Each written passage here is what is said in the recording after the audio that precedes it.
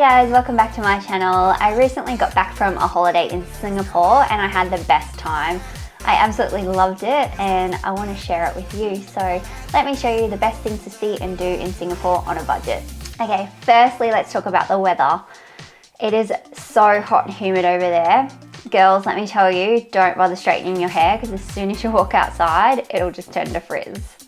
It is hot and sticky here all year round and you'll need to change your clothes more than once a day. Let's get into some of the fun things to do in Singapore. There are so many. Singapore is just set up for tourism and there's just so much to see and do. I loved it. And don't forget to watch till the end for a bonus trip on how to eat really cheaply but deliciously in Singapore. A free activity and one of the most interesting cultural parts of Singapore is to wander around Chinatown. Immerse yourself in the vibrant atmosphere and rich cultural heritage that it still holds. Explore the streets and laneways, visit the Buddha Tooth Relic Temple, which has free entry, or just up the road, the Sri Mariamman Temple, I probably said that wrong, which is Singapore's oldest Hindu temple.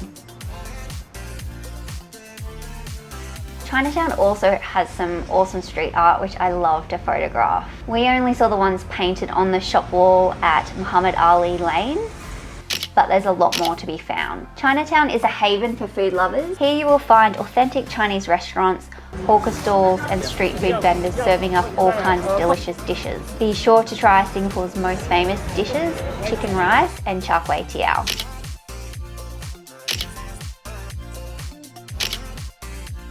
Another free activity is to explore the vibrant and culturally rich Little India. It is a bustling neighbourhood known for its colourful streets, aromatic spice shops, traditional markets and authentic Indian cuisine.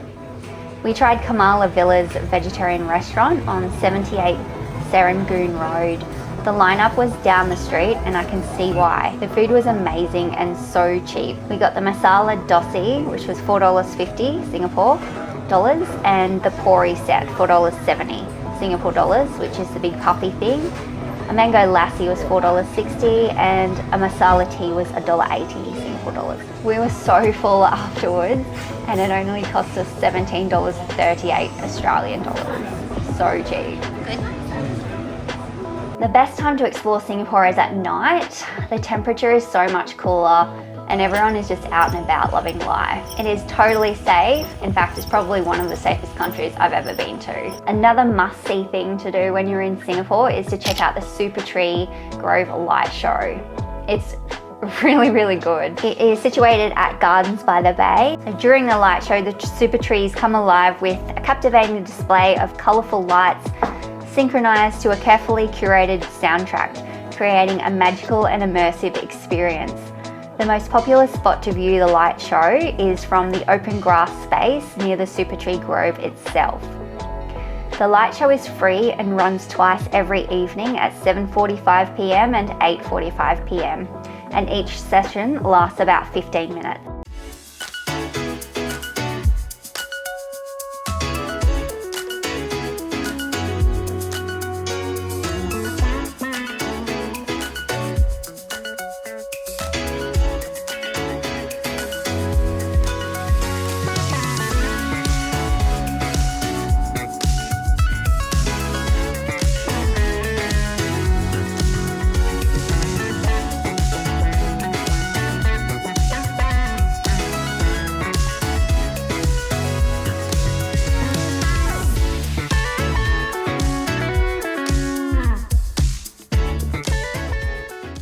Another awesome light show to see in Singapore is the Spectra Light and Water Show, which is situated kind of in front of Marina Bay Sands on the waterfront. This event is free and runs every night at 8 p.m. and 9 p.m. and on Friday and Saturday there is an extra show on at 10 p.m. both nights.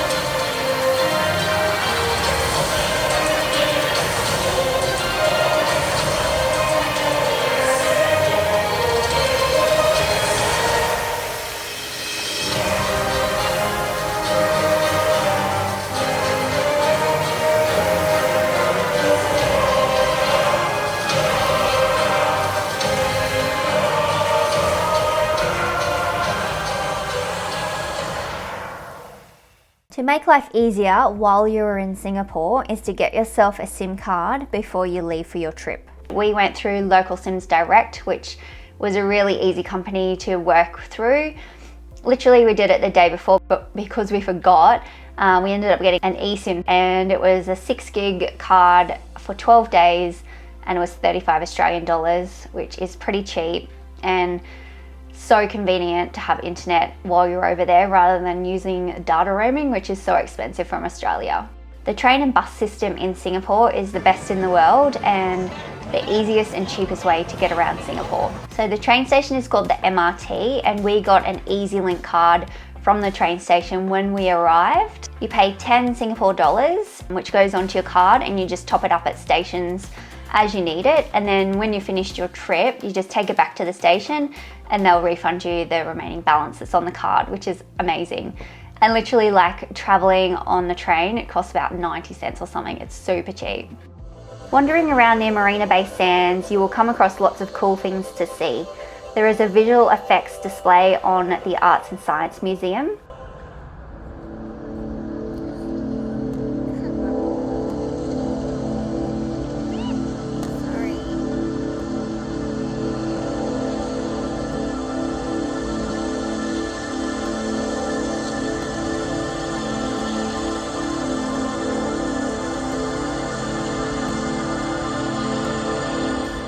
The nighttime view across the river is magical, and that round dome is the Apple Store, which would have to be the coolest in the world.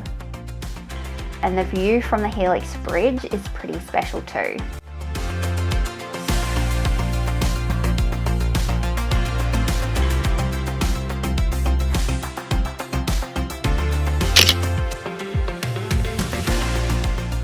So I'd done a lot of walking on that first day and my feet were killing me. And there was one photo that I wanted to get, which was around the other side of the river, which was probably going to take us 2 hours to walk to. So as we were walking there at about 9 o'clock at night, I spotted some bikes that you could rent. So we downloaded the Anywheel app and preloaded $20 onto it, and away we went on the bike. This was such a fun way to get around. So many people ride their bikes at night in Singapore, and it got us across the river in record time.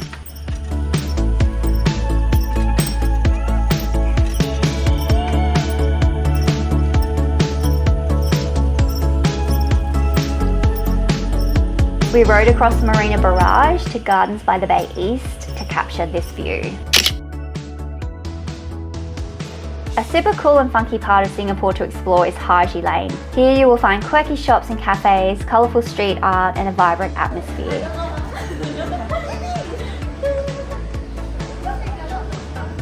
A lot of people come here to get their Instagram shots against the wall with the street art.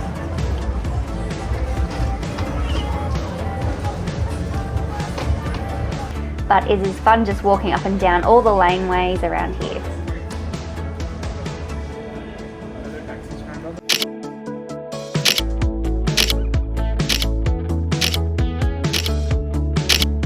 And you must check out Arab Street also, which is a charming pedestrian thoroughfare housing an eclectic mix of small boutiques and Arab tea rooms. And at the end of Arab Street is a magnificent Sultan Mosque, the largest mosque in Singapore.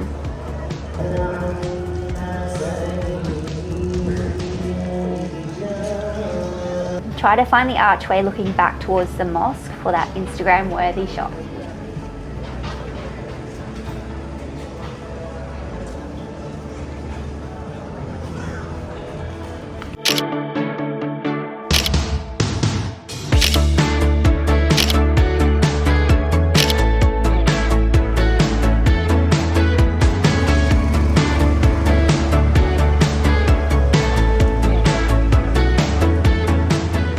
Okay, so if you're a photographer like me or just an early riser, the best spot to see sunrise is at the Merlion. So we caught the MRT to Raffles Place station, and it was about a 10-minute walk from there to the Merlion. From here there's a platform that goes out across the river, and it's a good spot to set up your camera to get awesome views of the Marina Bay Sands and the Singapore Flyer. So check out this spot for sunrise.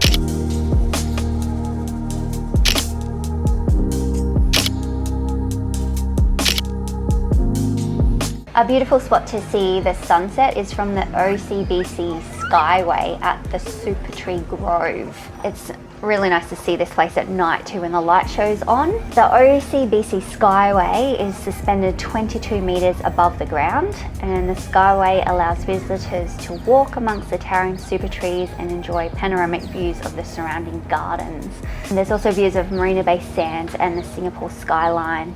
It provides an immersive and unforgettable experience, especially during the evening when the super trees are beautifully illuminated, creating a magical atmosphere. And this was one of my favourite activities in Singapore.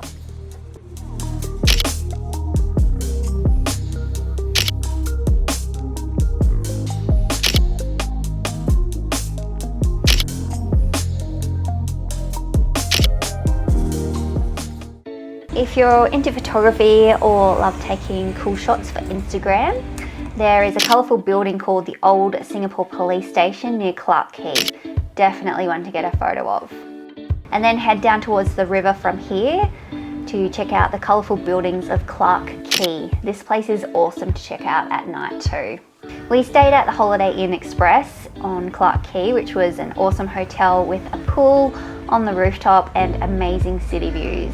It was pretty well priced and really conveniently located also within about a 10-minute walk to 3 different MRT stations. Now, I can't do a video without mentioning Gardens by the Bay, even though the activities down here aren't free. They are definitely a must-do. So the Flower Dome and the Cloud Forest. Definitely worth seeing, I think. It is the largest glass greenhouse in the world, spanning over 3 hectares and featuring a diverse collection of plants from various regions and climates. Inside the Flower Dome, visitors are greeted with a mesmerising display of colourful and exotic flowers, plants and trees from different parts of the world, creating a stunning and immersive garden experience.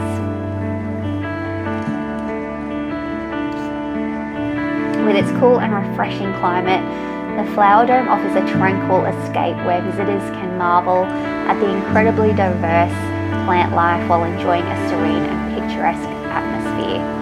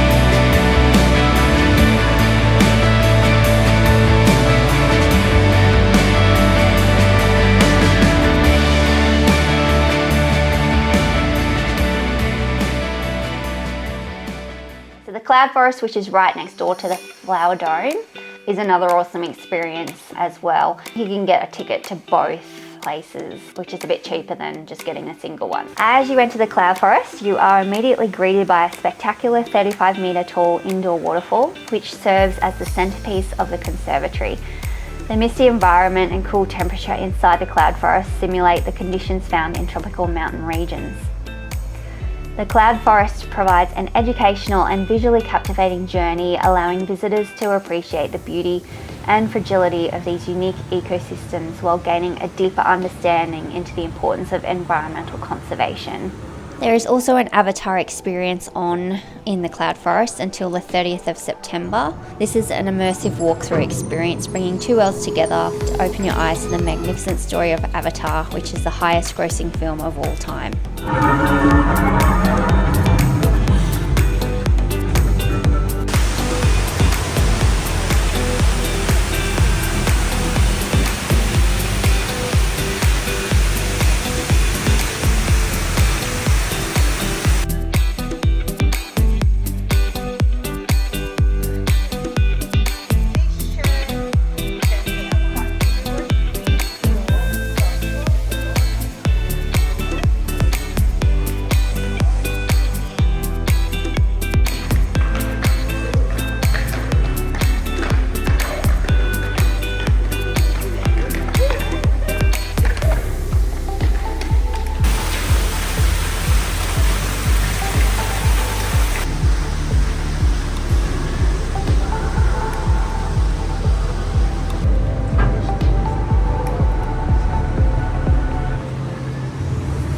If you don't like public transport, the Uber and taxi system in Singapore is really good. It's fairly well priced and super safe and super easy. The Ubers over there are called Grab, and there's a Grab app which we downloaded and used a bit to get around. A Grab somewhere local is about $10, 10 Singapore dollars. And from memory it was about $25 from the airport to our hotel. So another easy and cheap way to get around Singapore. So the main shopping area in Singapore is called Orchard Road. We were sick of walking again that day, so we decided to rent another bike from the Anywheel app. The green bikes are all over Singapore, so it makes it really easy to find them and just jump on and go. We then rode down Orchard Avenue with its designer shops on our way to the Botanic Gardens. It was a fair ride to get to the Botanic Gardens, but it is free to wander through.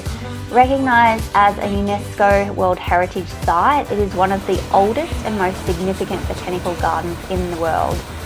The gardens boast a rich diversity of plant species, including rare and endangered ones.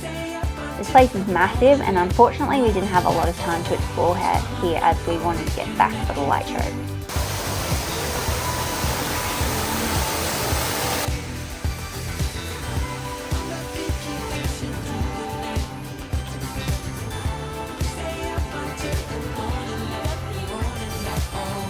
So another thing that you can do in Singapore is the Singapore Flyer. I think it costs about $33 Singapore per adult.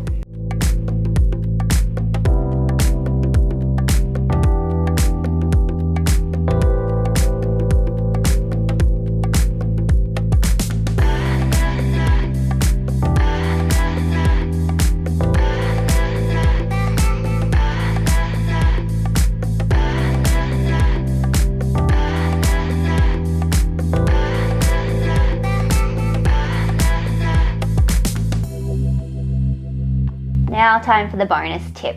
The cheapest and most authentic way to eat is at the hawker centres in Singapore. They are clean and safe to eat at and so cheap. Our favourite was Lau Pasat, found in the heart of Singapore's central business district. Built in the 19th century, this iconic landmark offers a bustling culinary experience that showcases Singapore's diverse food culture. Our dinner this night cost about $15 Australian.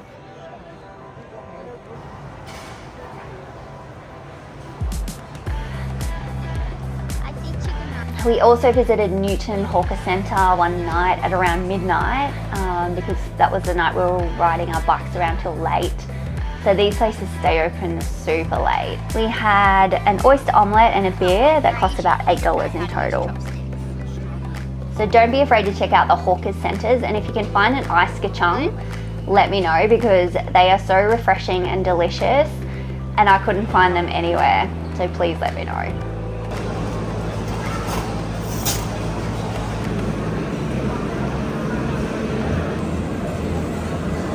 Now I can't finish the video without talking about Changi Airport, and I will do a separate video on this because there's so much to talk about so much to see and do there. It's an amazing airport. It's one of the best in the world. The one thing you must do there is check out the indoor waterfall, which is the biggest in the world. So nice just to sit there and watch it while you're waiting for your flight. So thanks for watching, and I hope you enjoyed this video. Please give it a thumbs up if you liked it, and subscribe to the channel if you haven't already, and I will see you in the next one.